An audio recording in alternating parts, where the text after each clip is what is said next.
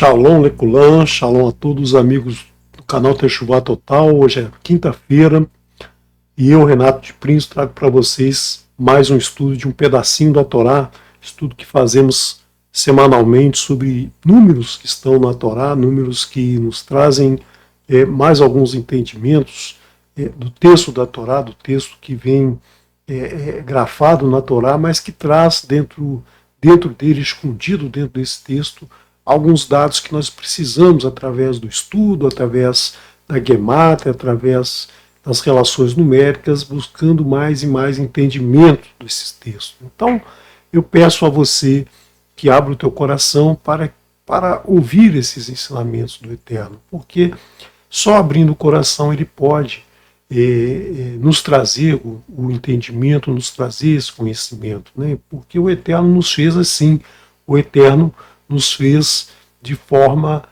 que nós temos uma livre escolha, nós temos a opção de abrir nosso coração para ouvi-lo, ou nós temos a opção de não abrir, né? De trilharmos o mundo com os nossos próprios pés, sem ter a orientação, sem ter as facilidades que o Eterno nos coloca quando o aceitamos, quando o reconhecemos como o nosso Elohim, nosso Criador, né? Então abre o teu coração para você ouvir, né, esse estudo. Eu espero que você goste do estudo. Cada estudo que eu faço, eu me maravilho com tantos ensinamentos que eu aprendo, e espero ter a capacidade de passar para vocês esses ensinamentos que eu venho aprendendo, né? Então, eu espero que você também se delicie hoje com o estudo que nós fazemos, dessa porção, né? A porção que vamos estudar, que está relacionada ainda com o livro de Bereshit, né? Nós íamos falando no último encontro da morte de Sara, né? E aí hoje eu vou trazer mais um pouquinho desse estudo, né? Trazer para você mais alguns dados relacionados à morte de Sara, e vamos entrar também um pouquinho no estudo já de Esav e de Yaakov. Então você lembra, né? Você lembra lá no capítulo 23, verso 2 de Bereshit, tem um momento que Abraham vai lá prantear, né, vai lá lamentar a morte de Sara e chorar pela sua morte, ou seja, muito triste, muito entristecido, né? Ele acompanhou Sara desde o seu nascimento e é um momento de muita tristeza. E nós vemos nesse texto algo que eu terminei no encontro passado, terminei falando das 17 letras que são apresentadas de formas diferentes dentro da Torá, né? São letras que ora são maiores, ora são menores do que a grafia normal. A Torá é escrita no alfabeto hebraico, que não tem maiúscula nem minúscula, então as letras têm todas praticamente o mesmo tamanho. Uma letra se torna mais alta e algumas outras letras passam da linha, né? Passam da linha, por exemplo, a letra Lâmede, ela sobe um pouquinho da linha, e nós temos algumas letras que vão abaixo, né? Abaixo da linha, né? Como a letra Kuf, a letra Nun Sufit, a letra Tzad Sufit, né? Nós temos algumas letras, né? Mas em geral as letras têm todas a mesma altura, e nós temos aqui uma letra, né? Uma letra menor, né? Uma letra com a grafia, mas uma grafia reduzida. E essas grafias, né, quando elas aparecem, 17 vezes que ela aparece na Torá, elas nos trazem um momento de reflexão, né? Elas trazem um motivo para refletir do porquê que isso acontece. Então vamos ver o que nós lemos aqui nesse texto, né? Vatamat Sará, e morreu Sará, Bekiriot Arba, em Kiriot Arba, Hu Hebron, que é Hebron, que é o lugar conhecido como Hebron, né? Baeretz, Beeretz, na terra Canaã, na terra de Canaã, ou seja, ela morreu na terra de Canaã. Essa terra ainda não pertencia ao povo israelita, era uma terra que pertencia ao povo cananita, né, ao povo cananeu.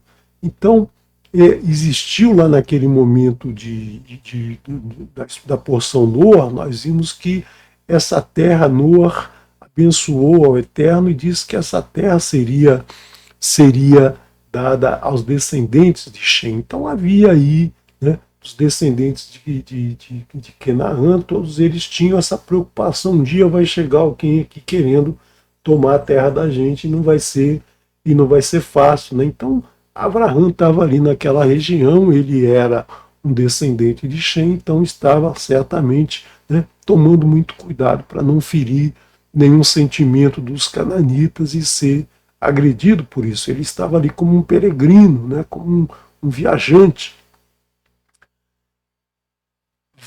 Yavô e veio Abraão lispod, ou seja, para lamentar, né, aqui é a preposição para lamentar, lesará por Sara, né, velivecotá,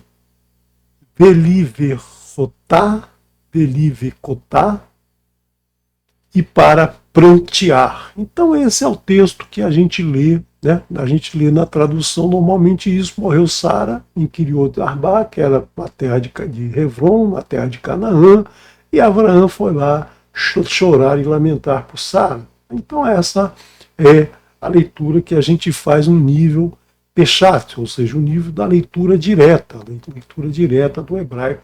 Nós lemos dessa maneira. Então, é dessa forma que também a tradução é feita. A tradução, né, geralmente é feita nesse nível, né, é feita no nível Peshat. Você sabe que a Torá ela pode ser lida no nível Peshat, no nível Remes, no nível Drashá e no nível Sod, que forma essa palavra aqui, ó, Pardes, né? Isso é um acróstico: Peshat, Remes, Drash e Sod. Né? Então foram acrescentadas aqui as vogais para se formar uma palavra. Né?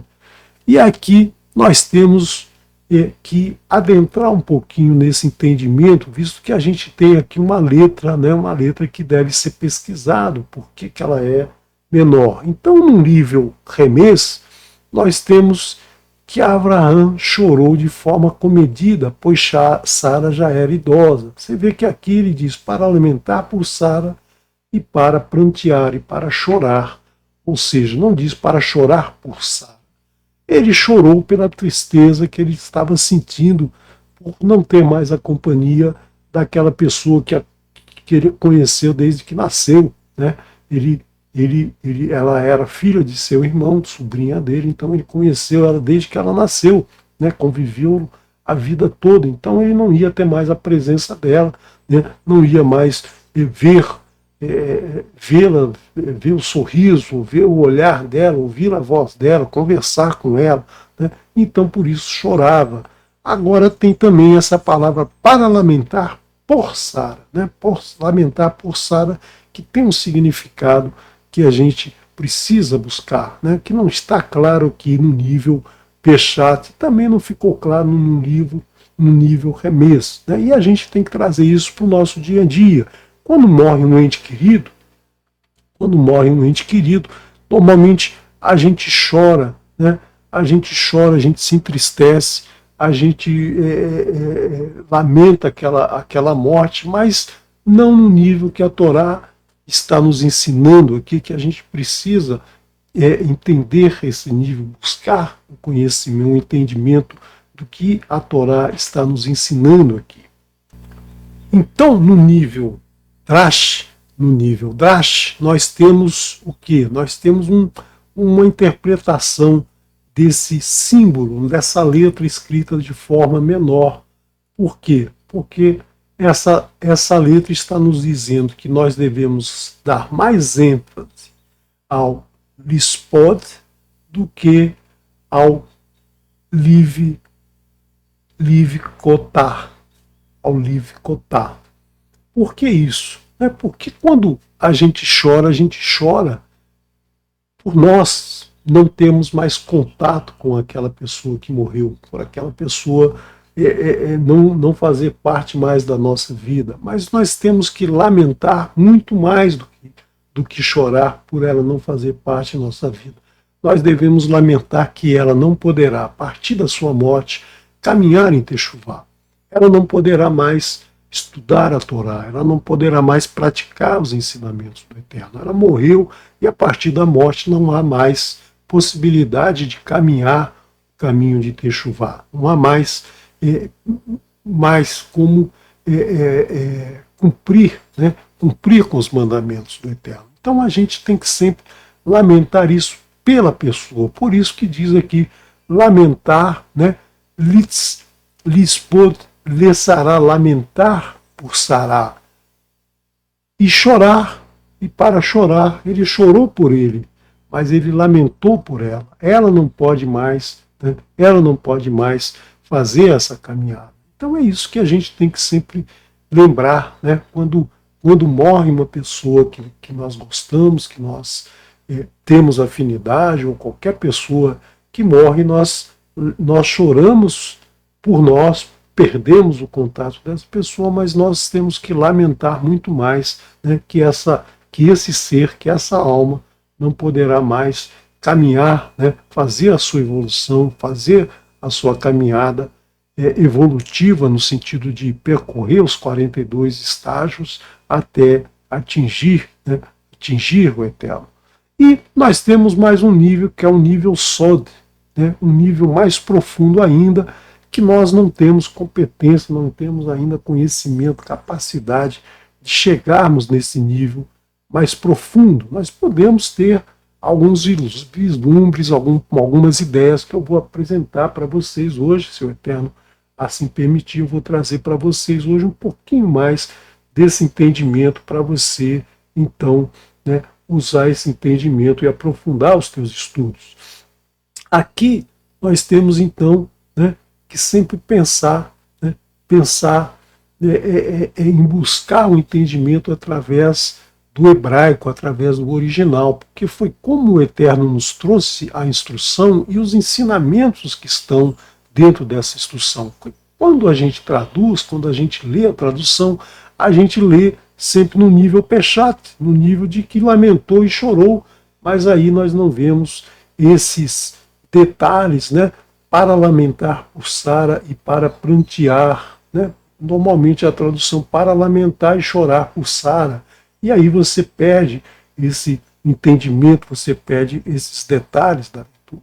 Então nós vamos ver um pouquinho aqui sobre aquele momento, Avram lamentou por Sara e chorou, e logo depois ele então quer, como ele está na terra de Canaã, está longe do seu destino, naquele momento ali a terra de Canaã ainda não pertence a ele, ele está ali como um peregrino e ele quer então enterrar Sara, ele quer buscar um lugar para enterrar Sara, para colocar ela, para colocar o seu corpo no solo, porque ela vai se tornar, vai se voltar ao pó, e aí ele precisa ter um local. E ele não quer deixar ela simplesmente no local lá que não é propriedade dele, porque senão amanhã ou depois alguém viria e retiraria o seu corpo ali do solo. Então, o que ele faz? Ele se dirige aos filhos de Het, os hititas, que eram os donos daquele lugar, e diz: eu sou estrangeiro e peregrino no meio de vós. Então eu preciso ter uma posse, eu preciso comprar um terreno para sepultar a minha esposa que morreu.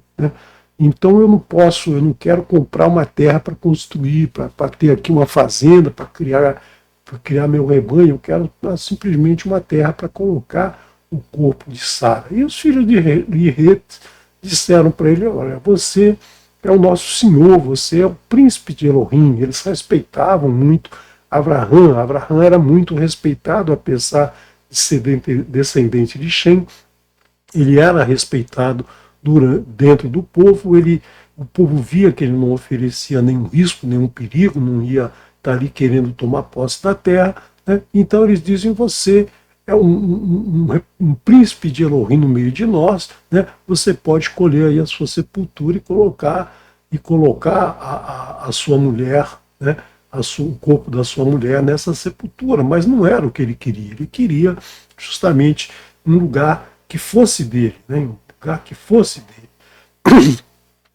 E então se levantou Abraão, inclinou-se diante do povo e falou com eles, dizendo: se é de vossa vontade que eu sepulte o meu morto diante da minha face, ou seja, eles já tinham concordado de sepultar o corpo ali, ouvi-me falai por mim a Efron, filho de Soar. Efron era o dono daquela terra. Efron é que poderia dizer qualquer coisa sobre aquela terra. Que ele me dê a cova de Marpelá que tem no fim do seu campo. Que me dê pelo devido preço, ou seja, eu quero pagar, que ele faça o preço que eu vou pagar por esse terreno, por essa cova de Marpelá. Então ele definiu qual era a cova, o local, né? Ele definiu isso. Ora, o Efron estava lá no meio dos hititas, dos filhos de Het, né? E respondeu para ele: eu te dou a terra e te dou a cova, você pode ficar com ela. Mas Abraham insistiu que ele queria pagar. Então Efron disse para que todos ouvissem, né, para que todos tivessem certeza: olha, nós estamos negociando, eu estou vendendo a sepultura para ele e ninguém pode mexer nessa sepultura porque ela vai ser dele se ele pagar o que eu quero. Então ele disse que o preço pela terra era de 400 ciclos de prata, um valor muito alto, né? Um valor muito alto por aquele terreno. Certamente ele queria que Abraão desistisse de comprar. Mas aí Abraão resolveu pagar, né? Decidiu pagar, ele tinha como pagar, e aí ele passou, né? Ele passou o peso em prata, 400 ciclos de prata para Efron.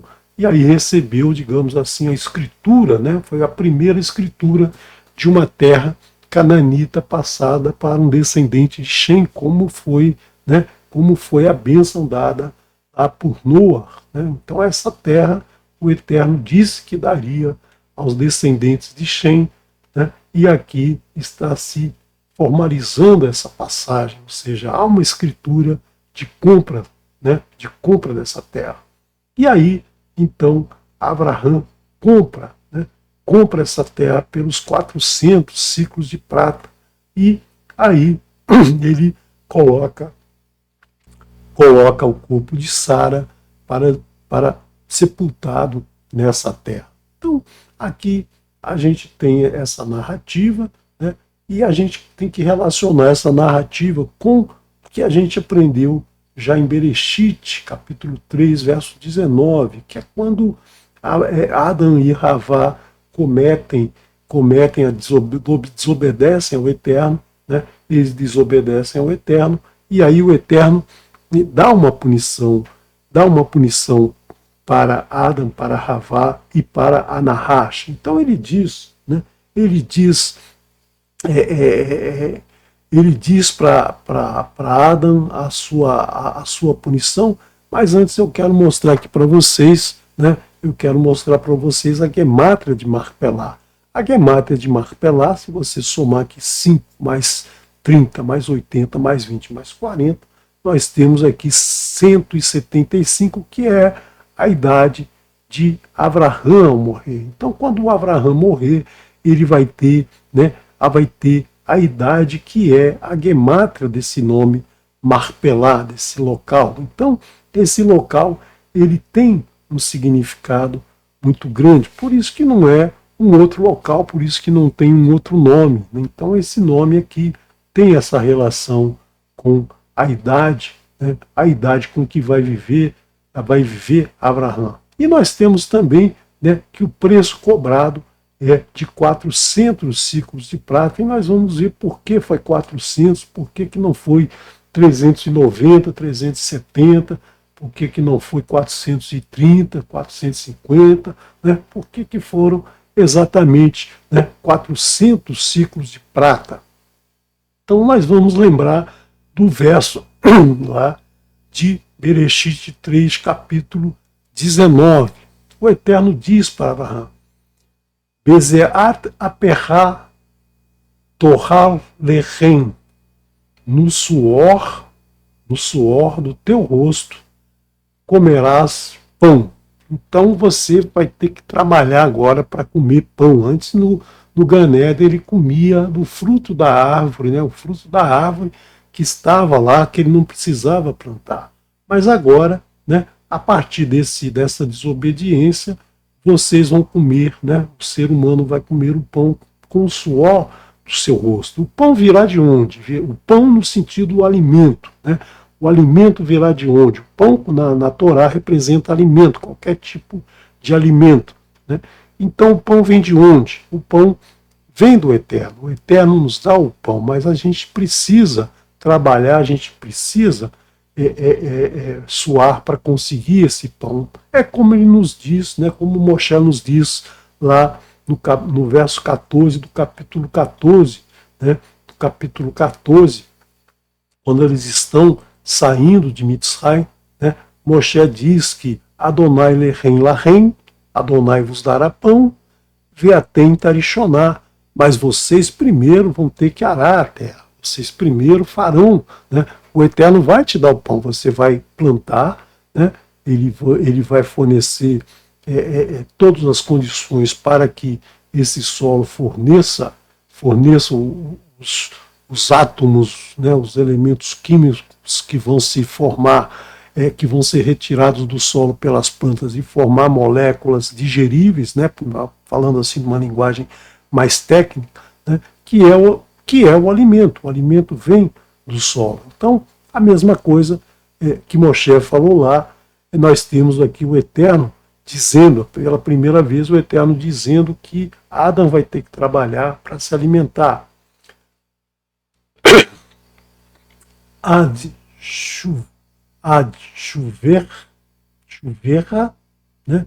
Até que te retornes ao Hadamá, para o solo, ou seja, enquanto você estiver vivo, né, enquanto você estiver vivendo, você vai trabalhar, você vai com o suor do teu rosto comer pão até que faça o retorno para a terra, ou seja, até que os teus átomos retornem para a terra, até que os teus átomos, os átomos que formam o teu corpo, retornem ao solo, né? Não Eretz, mas Adamá. Então nós temos aqui que nosso corpo é constituído de elementos químicos que são retirados do solo. Que mimená, porque dela fosse tomado, ou seja, nós somos constituídos de átomos que vêm do solo. No carretá, que afar atá, porque pó és. Veil afar techuv, e ao pó retornarás. Então nós temos aqui a palavra chuv, né? A palavra chuv que vem de techuvá, de retornar, né? Retornar aqui. Aqui nós estamos retornando ao pó, mas nós queremos retornar ao eterno, né? Nós queremos retornar a essa condição anterior aqui de não ter que trabalhar, não ter que produzir suor para nos alimentarmos. Então é antes disso, é antes da transgressão, é antes da desobediência. Então vemos aqui algumas palavras interessantes. Adamá tem a gemátria 50, né?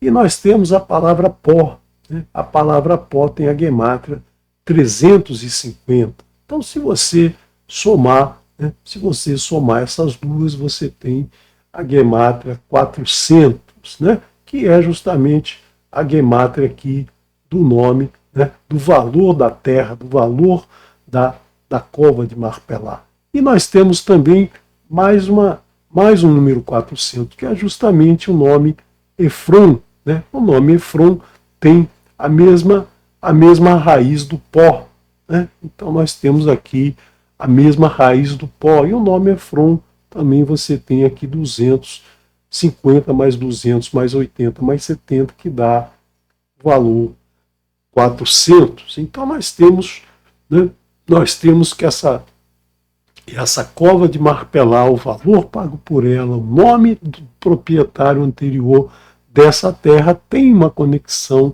com o fato de sermos pó, nascermos do pó, vivemos a vida toda, né, tirando o pão da terra, porque o Eterno diz que nos dará o pão, mas nós temos primeiro que arar a terra, e no final nós retornaremos à terra, nós retornaremos a Adamá, ao solo, não terra no sentido região delimitada, áreas, mas terra no sentido Adamá, solo, chão, né, barro.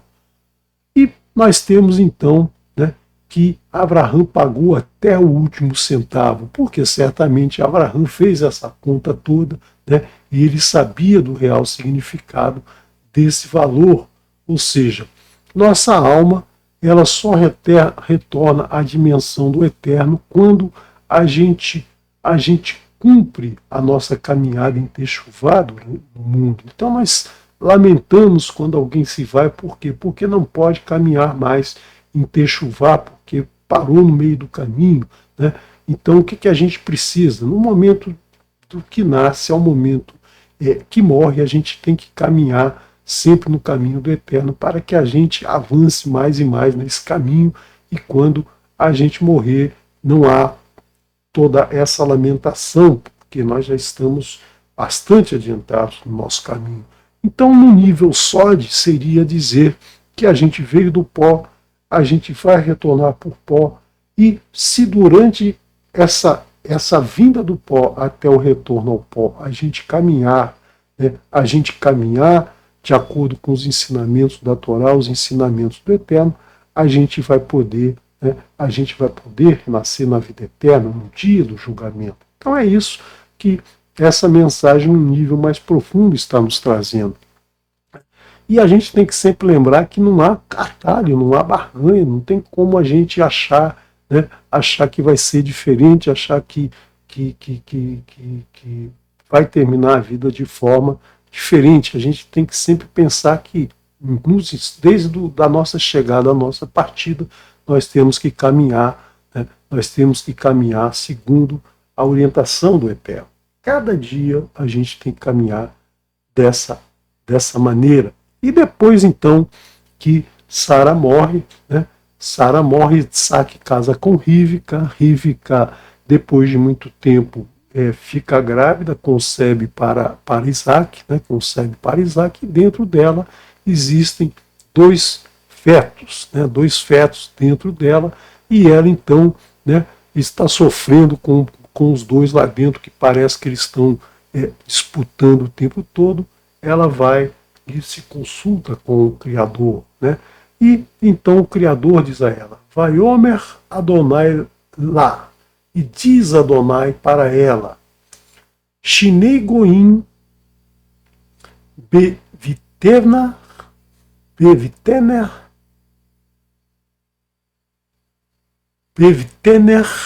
ushnei leumim. Disse Adonai para ela: duas nações há no teu ventre, dois povos, mime aire, irpadu, ulom, milom. Nação de nação se separará, ou seja, essas nações, uma nação se fortalecerá da outra, nação de nação se fortalecerá, ou seja, nação de nação se tornará forte. Verrav, e a maior, e a Vod, nós temos aqui a palavra Eved, servir, né, o Yud representando o futuro.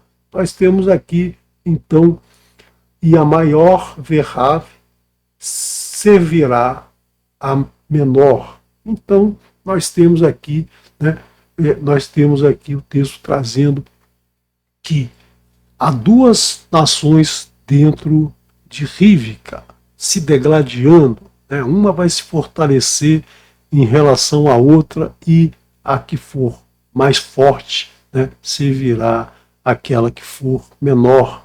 Isso é o que acontece dentro de cada um de nós, dentro do nosso coração, né? Nós temos sempre essas duas nações brigando, nós temos que descobrir uma maneira, né, uma maneira dessa briga estancar e que aquela nação que é conectada ao Eterno, a nação mais humilde, a nação menor, não menor e maior aqui no sentido de poder econômico, mas a nação mais humilde, né, vai dominar sobre a nação mais arrogante, mais prepotente. Então é isso que nós temos que trabalhar sempre dentro de nós, isso está dentro de nós em todos os momentos da nossa vida, em todos os dias, né, entre nós nascermos do pó até o momento de voltarmos ao pó. Então vamos ver esses dois que nascem daí, né, que são Esav e Yaakov. Esav que nasceu completo, nasceu pleno, nasceu com cabelos, e Yaakov que aproveitou a oportunidade, agarrou no calcanhar do seu irmão e nasceu. Então nós temos aqui a gemátria, né, a gemátria do nome Esav, que é a mesma gemátria da palavra Shalom, ou seja, completo. Não quer dizer que Esav foi um ser de plenitude, mas não quer dizer que o nome dele seja um nome ruim, né? O nome dele é um nome bom, ele que não aproveitou, né, não aproveitou a oportunidade de ter esse nome. Então nós temos aqui que 376 é justamente 11, né? Ou seja, uma dezena acima mais uma unidade acima, ou seja, energia física e competitividade, né, superando aí o viver durante um ano, considerando os 365 dias do ano solar. Ele vivia, né, ele vivia com muita energia física e muita competitividade, que é o que caracteriza a vida de Esav. E Yaakov, né, a gemátria 182, que é justamente o valor do tetragrama 26 multiplicado pela plenitude, pelo número 7, os 7 dias da semana. Então, os 7 dias da semana com a presença do Eterno. E o número 182 também nos remete aos 1820 vezes que o nome, o tetragrama, aparece na Torá. E a gente pode ainda relacionar com o ano da seguinte maneira: o ano tem 365 dias. Se nós tirarmos, né, o 1, né, por que nós vamos tirar o 1? Porque nós temos 182 dias e 182 noites. Então, se a gente somar aos 182 dias e às 182 noites o Eterno, esse 1, nós teremos o número 365. Né? 365. Então, por isso que Moshe diz no Shema, né? Você deve lembrar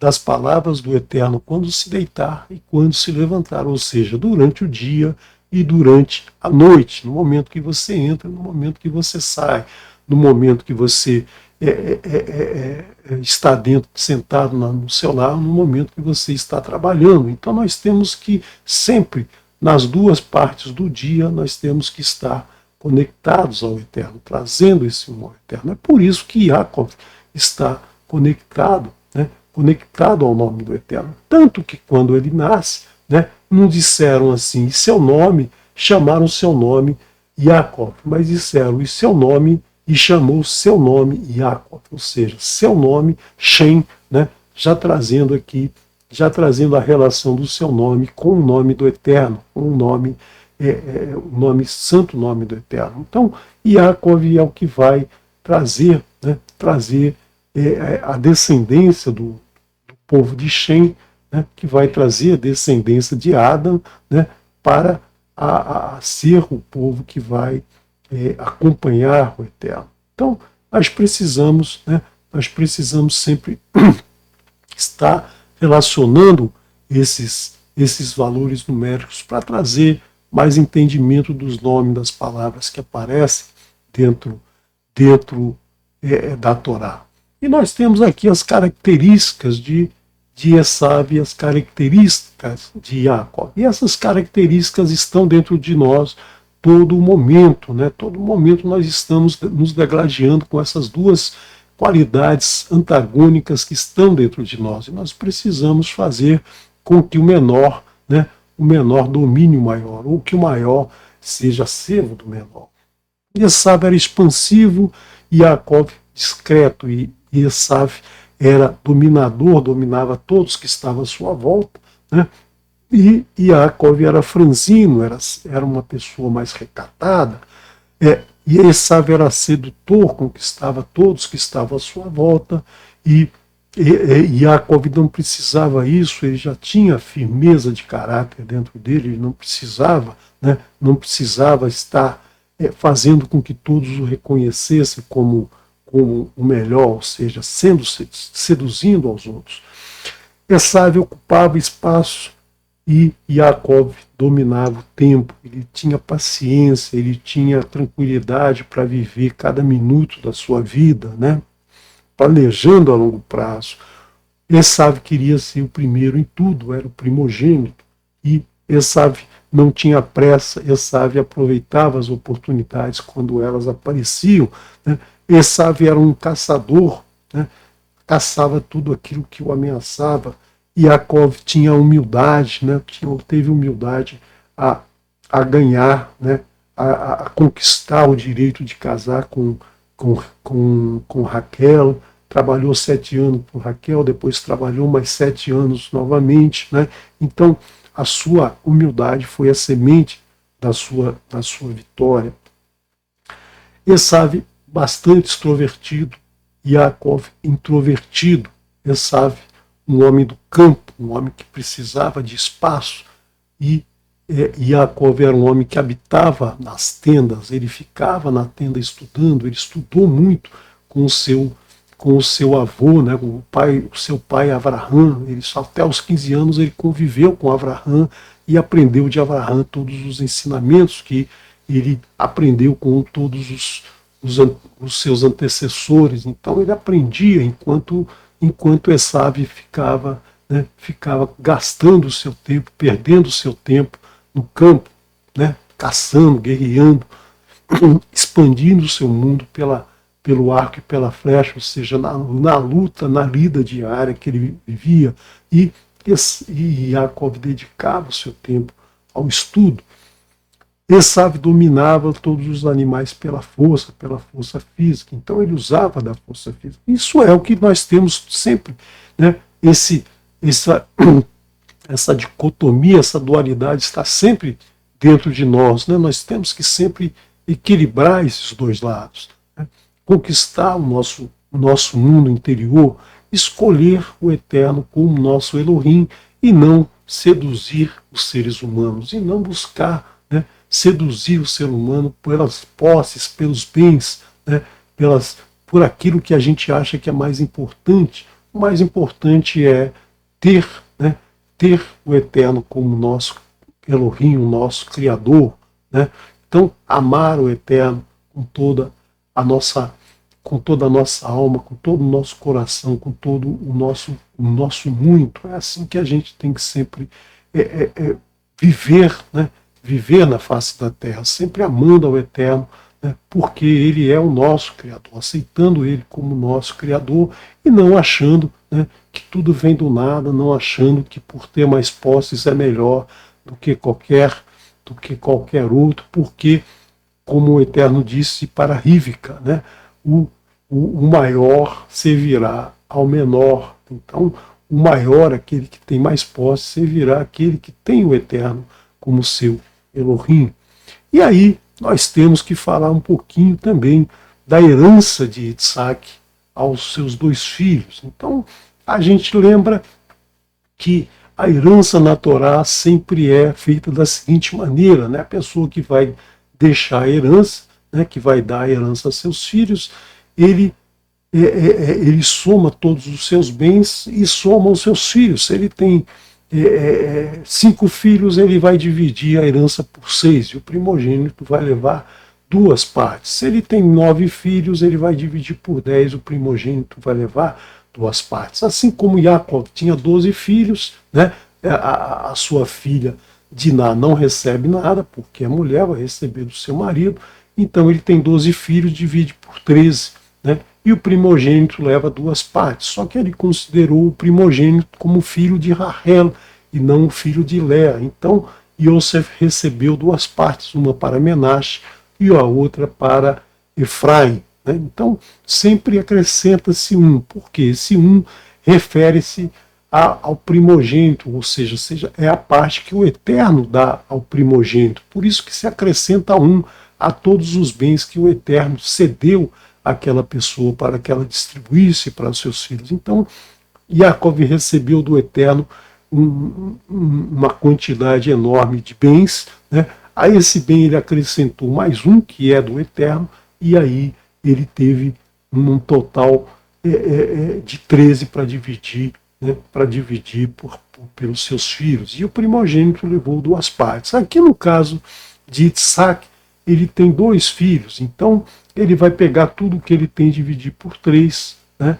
Tudo que ele tem vai dividir por 3, e o primogênito vai levar 2 partes, ou seja, vai levar 2 terços, e o primogênito 1 terço. Então, colocado essa técnica de divisão de herança da Torá, nós vamos aqui ao verso muito conhecido, muito falado, né, e talvez mal entendido, né, porque as pessoas pensam na tradução e não pensam no que o texto está dizendo. Nós temos aqui, naquele momento em que Esaú estava caçando, né, caçou lá muito tempo, a gente nem sabe se caçava mesmo, se ele ficava enrolando lá, mas ele chegou com muita fome, né, com muita fome, não querendo parar para fazer o seu alimento, o seu almoço.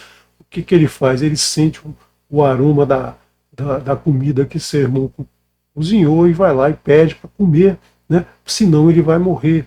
Aí o irmão, né, Yaakov, aproveita a oportunidade, ele coloca o seu pé sempre no caminho correto, ele coloca o seu pé de forma firme no solo, seu calcanhar firme no solo, para não sofrer a mordida da cascavel, que vai fazer com que ele pise no caminho errado, como nós estudamos na porção Ekev, né? Então o seu irmão fala para ele, olha, eu te dou a comida, mas você tem que me dar a sua primogenitura. Ele fala, para que eu quero primogenitura se eu vou, né, morrer de fome? Ou seja, o maior está servindo ao menor aqui, está entregando para o menor aquilo que ele tem.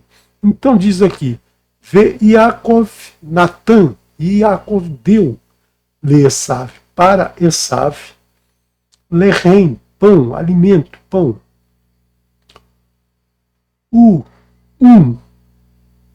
Zid, Adashim, Zid Adashim, e lentilhas cozidas, né? Lentilhas cozidas. Por que aqui veio aparecer esse nome lentilhas, né? Lentilha com o acréscimo do iud e do mensufite dá lentilhas, dá um plural. Por que aqui aparece o nome lentilhas? Por que não diz que ele estava cozinhando um frango, que ele estava lá cozinhando um pedaço de boi, um pedaço de carneiro, né? Por quê?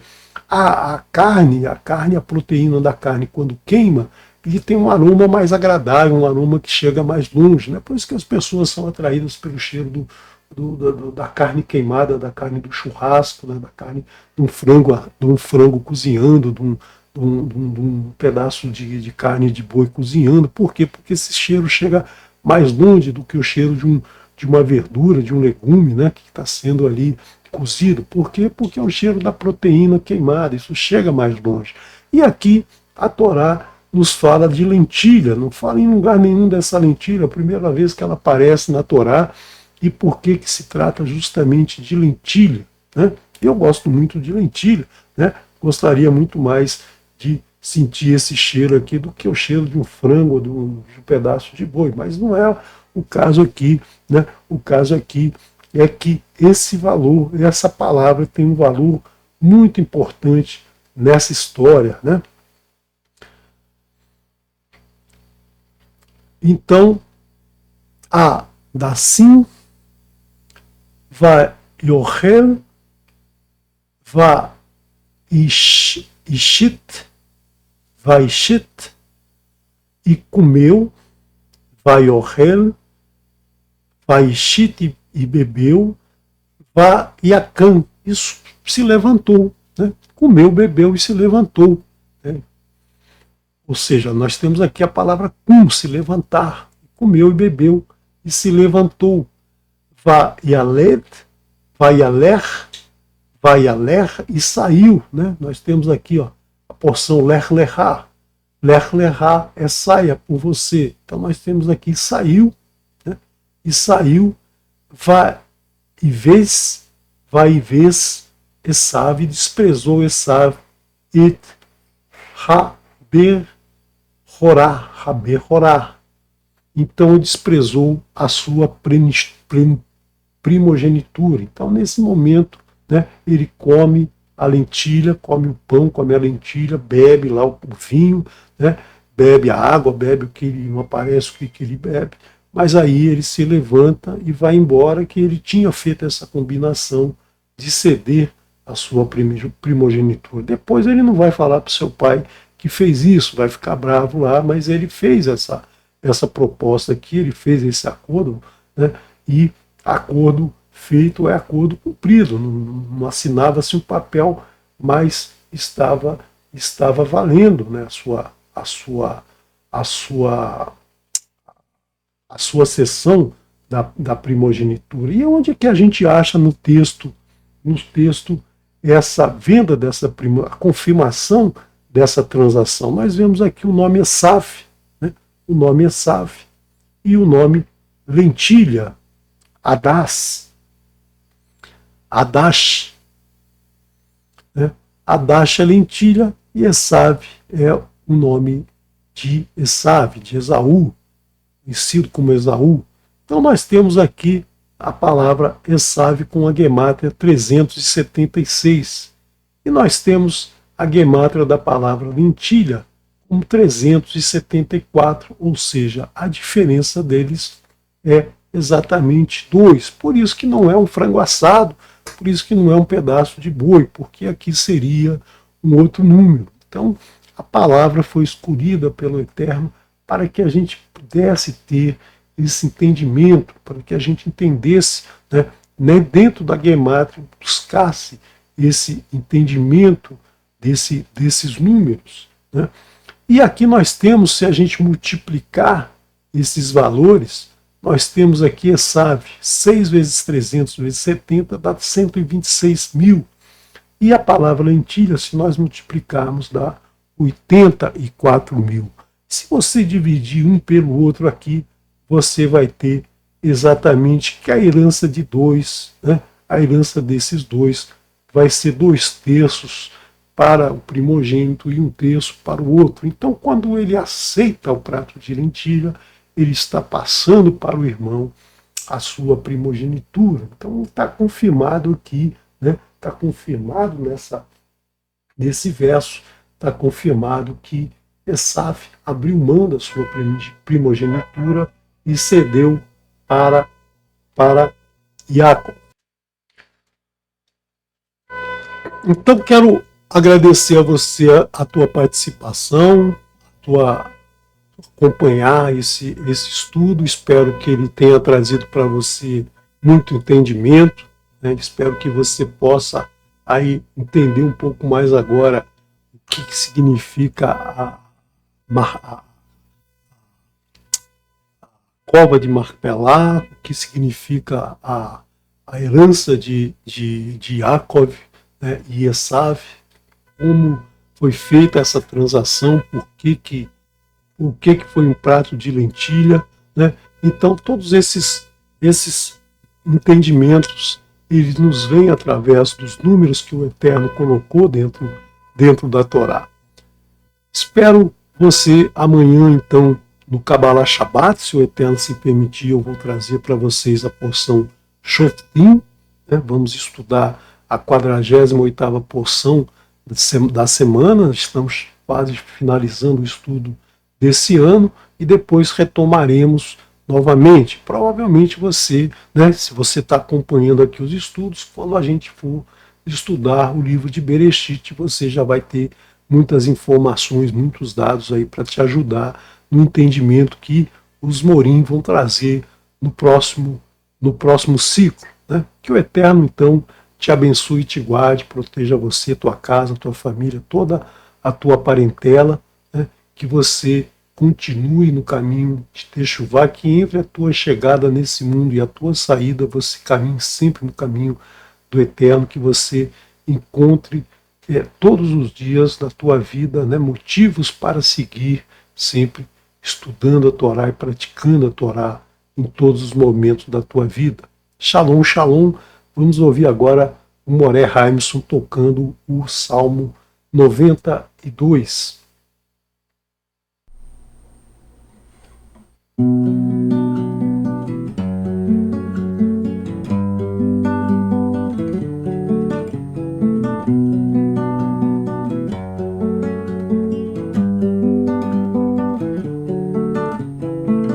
צדיק התמה יפרח כארז בלבנו יסגר. צדיק התמה יפרח כארז בלבנו יסגר. שתולין בבית השם בארצות אלוקינו יבליחו עוד ינובו בשיבה שלי מרדריו להגיד כי השם השן צולי ולא עוולת הבוי תאי נה נה נאי נה נאי תאי נה נה נאי נה נאי תאי נה נה נאי נה נאי תאי נה נה נאי נה נאי צדיק התמה יפרח כארז בלבנו יסגר צדיק התמה יפרח כארז בלבנו יסגר שתולין בבית השם בארצות אלוקינו יפריחו עוד ינובו בשיבה שלי מרדריו להגיד כי השם השן צולי ולא עוולת הבוי תאי נה נה נאי נה נאי תאי נה נה נאי נה נאי תאי נה נה נאי נה נאי תאי נה נה נאי נה נאי תאי נה נה נה נה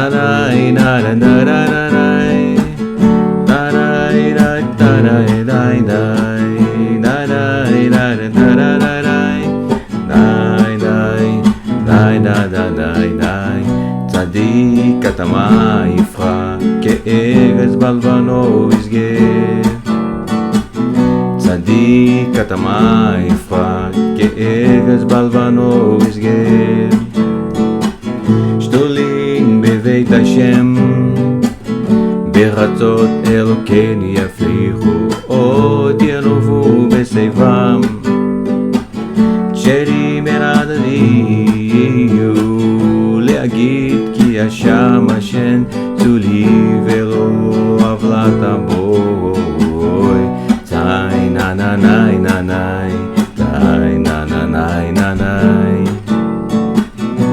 תאי נה נה נאי נה נאי תאי נה נה נאי נה נאי